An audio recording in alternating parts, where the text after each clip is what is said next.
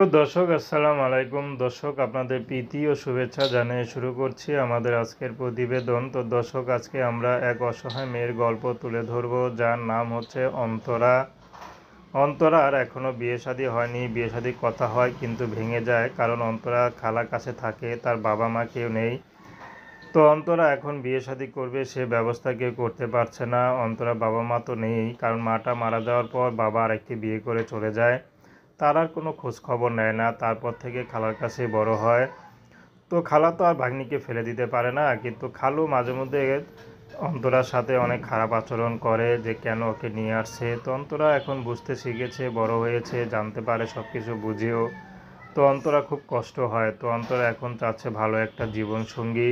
যদি তার এই দুঃখ কষ্টের মাঝে কে যদি তার পাশে দাঁড়ায়, সেটাই হবে তার সবচেয়ে বড় পাওয়া। সেই মানুষটি যেমনই হোক হোক, বিবাহিত বয়স্ক, তাতে কোনো সমস্যা নেই।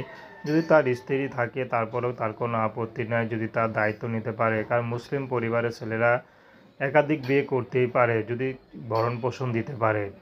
তো সে ইসলামিক নিয়ম পালন করে, সে ইসলামিক নিয়ম মেনে যদি অন্তরাকে বিয়ে শাদী করতে চায়, তার ঘরে স্ত্রী সন্তান থাকলেও অন্তরা নাকি বিয়ে করবে। তো দর্শক, এ ছিল অন্তরার জীবনের সংক্ষিপ্ত জীবন কাহিনী। তো অন্তরার সাথে যোগাযোগ করতে চাইলে স্ক্রিন নাম্বার দেওয়া আছে। তো প্রেম, ভালোবাসা, সাহায্য সহযোগিতা, বিয়ে শাদী করা একান্ত আপনাদের ব্যক্তিগত ব্যাপার। আসুন আমরা 5 ওয়াক্ত নামাজ পড়ি, দেশের সেবা করি।